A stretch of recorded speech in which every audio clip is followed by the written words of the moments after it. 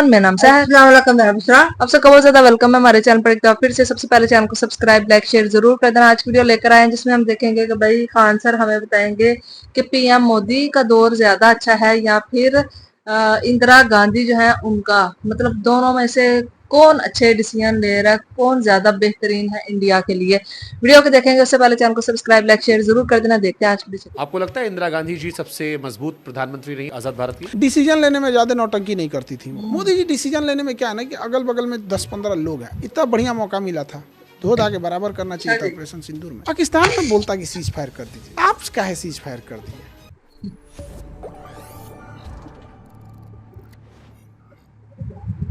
इंदिरा गांधी को आपने कहा कि बड़ी मजबूत प्रधानमंत्री रही, और अभी शायद आपने कहीं जिक्र भी किया था वो होती तो मार-मुर के पाकिस्तान को एकदम ठीक कर देती। आपको लगता है इंदिरा गांधी जी सबसे मजबूत प्रधानमंत्री रही भारत, आजाद भारत की? डिसीजन लेने में ज़्यादा नौटंकी नहीं करती थी। उन्हीं का डिसीजन है, उनको मतलब उनकी हत्या का कारण उन्हीं का डिसीजन पड़ा, क्योंकि जो इंटेलिजेंस थी उन्होंने हटा दिया था उन्हें। इन्होंने कहा कोई बात नहीं, ये तो उन्हीं का डिसीजन था। तो डिसीजन लेने में बहुत स्ट्रिक्ट थी मोदी जी। डिसीजन लेने में क्या है ना कि अगल बगल में 10-15 लोग हैं। जैसे ऑपरेशन सिंदूर चलेगा कि नहीं चलेगा, अब डोभाल साहब बताएंगे। डोभाल साहब बहुत अच्छे हैं, बट अब एज हो गया है।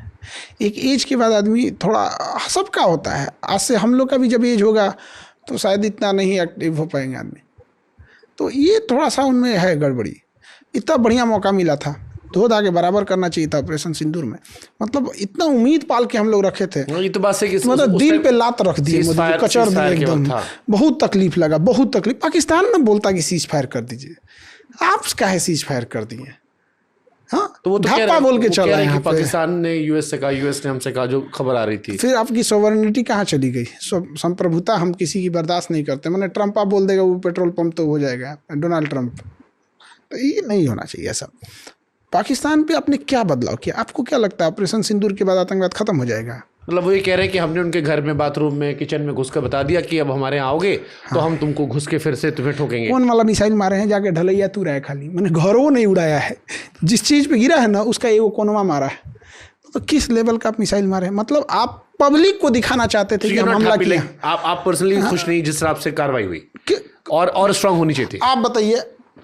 ये मतलब ये दिखा कि हम इंडिया में लोगों को दिखाएंगे कि हमला किए हैं, और वहाँ कह देंगे कि भैया ये जवाब था, उतना बड़ा हमला नहीं था। मतलब आपका मिसाइल पूरी इंडिया को क्रॉस करके जाता है और पाकिस्तान के एयरबेस पे गिरता है। उस एयरबेस की पूरी बिल्डिंग नहीं तबाह होती है, उसका एक कोना तबाह होता है। पूरा एयरबेस उड़ना चाहिए यहाँ पे। हमला मतलब जिस तरह से रूस कर रहा है, हमला मतलब जिस तरह से इजराइल कर रहा है, तब ना जाके कोई। अच्छा, तब फुल फ्लेजेड वॉर होती अगर हम पूरा उड़ा देते। वो कह रहे हैं कि मैसेजिंग के लिए हमने किया, कि मैसेज दे दिया कि आतंकवादी मार दिए 100। देते रहिए मैसेज। मैं इसमें क्या मिला? आपको लगता है पाकिस्तान फिर हिमाकत करेगा? इससे कितना, देखिए पूरी दुनिया का ध्यान था कि इंडिया के ऊपर इन्वेस्टमेंट करने का, क्योंकि यूएस ने टैरिफ लगाया था चाइना पे। ये चीज़ चाइना की थी, और हम लोग क्या किए? अब डोभाल साहब को कौन समझाएगा? ये ऑपरेशन जो पहलगाम हमला हुआ था, ये पाकिस्तान द्वारा कराया गया था। इसका मेन मास्टरमाइंड चाइना था। उसके ऊपर इतनी टैरिफ लग गई थी, पूरी दुनिया चाइना की बात कर रही थी। एप्पल शिफ्ट हो गया था इंडिया में, बड़ी बड़ी इन्वेस्टमेंट आ रहे थे। उसको चाइना को दिख गया कि भाई साहब ये पैसा, चाइना एक चीज़ जानता है, भाषणबाजी नहीं, उसको करना पैसा लगाओ। पैसा आ गया ना तो 20 गो दिमाग वाले को रख लेंगे। अब पैसा नहीं है ना तो अपनो दिमाग काम नहीं करेगा। सही बात है। तो चाइना का सीधा सिंपल है। हम लोग भाषणबाजी की, सस्टेनेबल डेवलपमेंट, एजुकेशन, तो ये तो इसको भाषणबाजी रहने दो। यहाँ पे पैसा रहेगा, अपना फर्स्ट क्लास सेक्रेटरी रख लेना। यहाँ पे प्रधानमंत्री के पास पावर है, पैसा है, बड़े बड़े आईएएस अधिकारी एक्सपीरियंस लेके उनके पीछे रहते हैं, यहाँ पे काम कर रहे होते हैं। यहाँ पे चाइना ने यही काम कर दिया। चाइना का ड्रोन टेस्ट हो गया, चाइना का मिसाइल टेस्ट हो गया, चाइना का रडार टेस्ट हो गया, और चाइना ने यह भी टेस्ट हो गया कि भारत जब हमला करेगा तो किस तरह की मिसाइल और किस तरह का एयरफोर्स लेके आएगा। चाइना खुश, पाकिस्तान को क्या जाता है? पाकिस्तान का वो जो सेना प्रमुख है आसिफ मुनीर, अपने को फील्ड मार्शल घोषित कर दिया। हाँ, वो भी गजब था। हम मतलब एक तो उनके छाती में इतना बैश लगा, मैं आज तक जान नहीं पाया कि कौन सा जीते वो इतना, और ऊपर से फील्ड मार्शल। और जो फोटो शहबाज शरीफ दिए वो चाइना वाली फोटो थी। अब ये क्या कहिएगा? हमको क्या मिला ऑपरेशन सिंदूर से? हम किसी से पूछते हैं क्या मिला? तो आपकी नज़र में क्या मिला हमें ऑपरेशन सिंदूर से? पॉजिटिव नेगेटिव क्या मिला? हाँ, एक तो सेना का मनोबल आप लेके चले गए, सेना पूरी फुल फ्लेजेड आप बॉर्डर तक पहुंचा के लेके गए थे, सबकी छुट्टियां कैंसिल कराए थे, क्या क्या हुआ था। हम अपने बटालियन एनसीसी बटालियन में जाके वो कहते, क्योंकि हम लोग जब करते थे तो बताया गया था कि आप लोग अपने बटालियन में आके वो करिएगा, तो हम लोग भी तैयार बैठे थे कि क्या पता उस समय नहीं हुआ था इस समय मिल जाए, थूर थार दें यहाँ पे। सही में हम छुट्टी दिए थे 3 दिन अपने यहाँ कोचिंग इस बार। हाँ महाराज इस टाइम तो आपका ऑपरेशन सिंदूर चल रहा होगा। नहीं, वो उसमें कितना टाइम लगता है, 1 दिन। अच्छा, कोई बहुत बड़ा धूमधाम थोड़ी करना है यहाँ पे। हमारा तो जिस दिन रिसेप्शन था उस दिन हम क्लास लिए थे। अच्छा, सब रिसेप्शन वाला कर रहे थे तो बॉर्डर पिक्चर का 67 वाला हो गया। उधर ब्याह हुआ, उधर तो चलो। हाँ, तो हमारा तो उस क्लास ले रहे थे यहाँ पे। तो क्या कहिएगा, ये ऑपरेशन सिंदूर इतना बेहतरीन मौका था समझाने का, आप उसको कुछ एक बढ़िया चीज को डैमेज कर देते। चलो, नुकसान क्या हो मुझे बताओ। ऑपरेशन सिंदूर जैसे आप मुझे कह रहे हो कि हासिल नहीं, मतलब आपकी बात सुनकर जो मुझे लग रहा है, ऑपरेशन सिंदूर से भारत का क्या क्या नुकसान हो? मीडिया से लोगों का भरोसा उठ गया। कश्मीर का जो हम लोगों ने आप मीडिया से जुड़े। अरे मैं वो काम नहीं किया हूँ। मैंने कराची एयरपोर्ट नहीं उड़ाया था। हाँ, अब देखिए कश्मीर का जो सस्टेन हुआ था, इतना मुश्किल से कश्मीर अपने रास्ते पे आया था, वो कश्मीर तबाह होते गया। हम लोग का जो सेना का मनोबल था, नेवी एयरफोर्स रखे रह गए कि हम लोग कभी युद्ध करेंगे, ये कभी किए नहीं। यहाँ पे इंटरनेशनली ऐसा पाकिस्तान साबित कर रहा है और बड़े देशों में ये दिखा चुका है कि पाकिस्तान अपर हैंड में था, क्योंकि सीज फायर पाकिस्तान ने तो नहीं किया और ना ही कोई उसने बोला यहाँ। और उसे पता है कि आप गर्मी के दिन में खुद ही हमारे तो जयशंकर साहब ने कहा ना कि पाकिस्तान ने हमें कॉल करवाया था, उधर रिक्वेस्ट करवाई थी सीज फायर की, तो ये मान लिए। हम किसकी बात मानेंगे? मतलब बदला ले लिए, सीज फायर कर दिए, हो गया। मतलब इनका तो सीज फायर ने मैसेज दे दिया, हम अपना ऑपरेशन जारी रख रहे हैं। इनफैक्ट जब पत्रकारों की अमित शाह से मुलाकात भी हुई थी तो उसमें भी ये सवाल आया था और हमने भी उनसे पूछा अमित शाह साहब से कि टेररिस्ट नहीं पकड़े गए, तो उन्होंने कहा कि हम टेररिज्म को मारना चाह रहे हैं। टेररिस्ट तो वो शराबी है या धर्म के नाम पे भटका हुआ आदमी है जिसे कुछ पैसा देकर या नारा लगवा कर आगे भेज दिया गया, हम रूट कॉज को मार रहे हैं। कितना परसेंट डाउन होगा इसके बाद, ऑपरेशन सिंदूर के बाद कितना परसेंट? आपका क्या आकलन? आप तो 1% कमी नहीं आएगा, उन सबका और मनोबल बढ़ जाएगा इसके बाद, क्योंकि पकड़ाया ही नहीं है सब। ये बताइए, इजराइल जो किया है उसके बाद हमास हिम्मत करेगा? नहीं। तो फिर यही बताइए, आप ऑपरेशन सिंदूर के बाद क्यों नहीं बोल पा रहे हैं? हम पर्सनली बता, देखिए हम हमेशा एक चीज़ को लेके हो जा रहा है कि हमें अपनी सेना का मनोबल, सेना का इज्जत, सेना सर्वोपरि होनी चाहिए। तो ये जो बीच में सेना आ जा रही है ना, तो इस वजह से इंसान को थोड़ा सा बोलने में लगता है कि सेना मतलब सेना, उन्होंने अपना सब उससे मतलब उस पर सवाल उठाओगे तो फिर आपकी देशभक्ति सवाल उठ जाएगा। नहीं, उठाना भी नहीं चाहिए। उनकी क्या गलती है? आपने आदेश ही नहीं दिया, इंदिरा गांधी ने दिया था।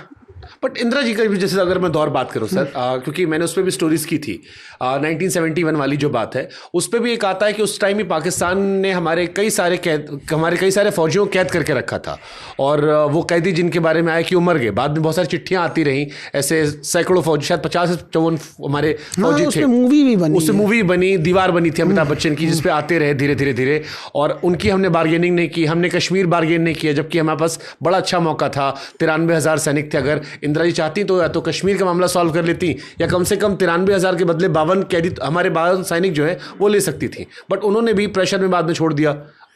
एक युद्ध के बाद, बहुत बड़ा, एक इतना बड़ा युद्ध होने के बाद भी कहीं ना कहीं अमेरिका का प्रेस्टीज इस दाव पे लग गया था। हाँ, उस बार निक्सन उसकी पूरी इज्जत प्रतिष्ठा दाव पे हो गई। वो तो मटिया मिट कर दी थी इंदिरा जी ने पूरा बर्बाद कर दिया था। तो कहीं ऐसा ना हो कि इंदिरा गांधी का जिद अमेरिका के लिए द्वितीय पर्ल हार्बर ना बन जाए, क्योंकि अमेरिका का ईगो होता तो लड़ जाता, डायरेक्ट आके भारत से लड़ जाता। ट्रम्प पगलाया आजकल, जैसे ट्रम्प पगलाया। निक्सन तो एक से बड़ा पागल था।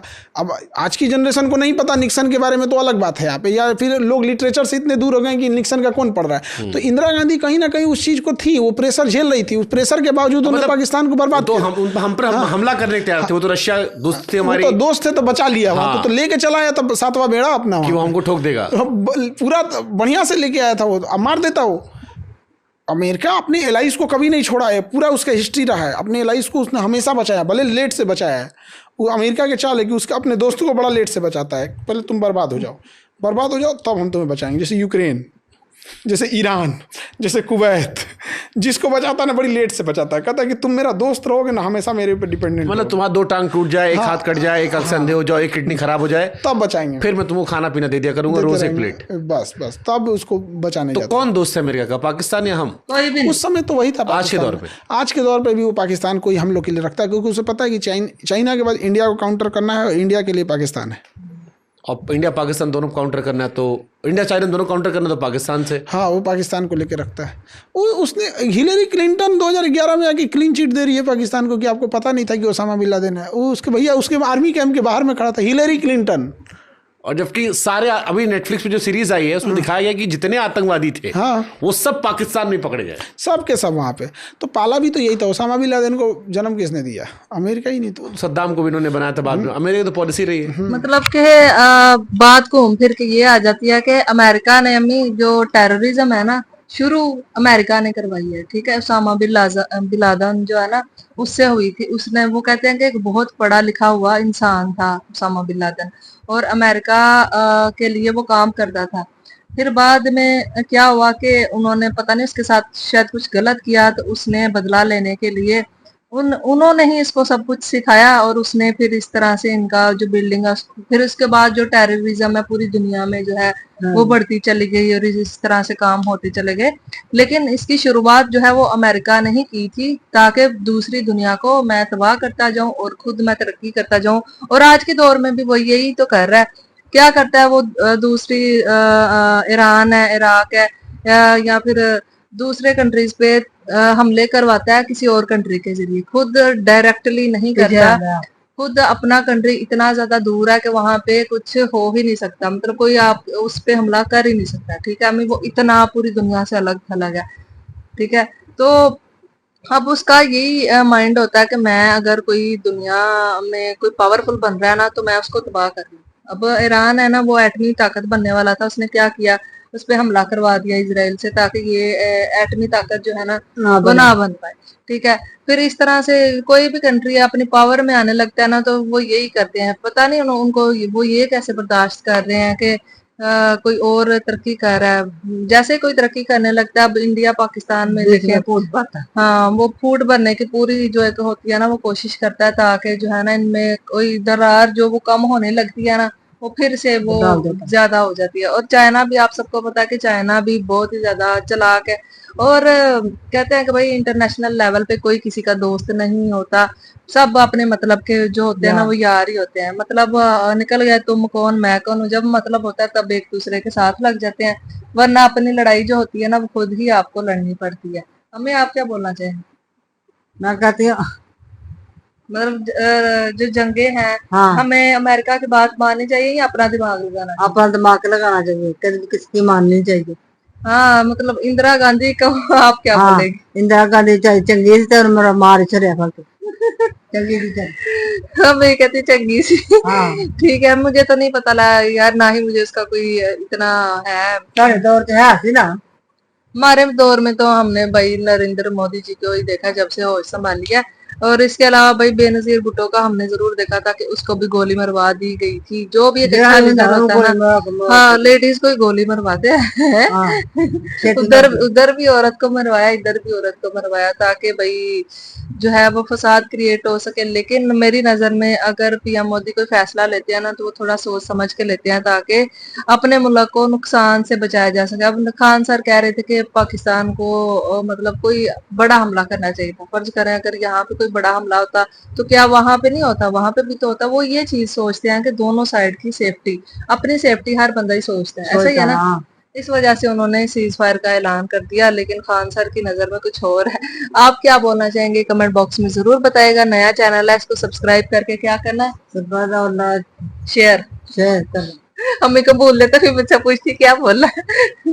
मासूम बच्चा है, मासूम बच्चा, छोटा सा प्यारा सा बच्चा हुआ है। वीडियो को लाइक करना। देख फिर मिलते हैं एक और वीडियो में।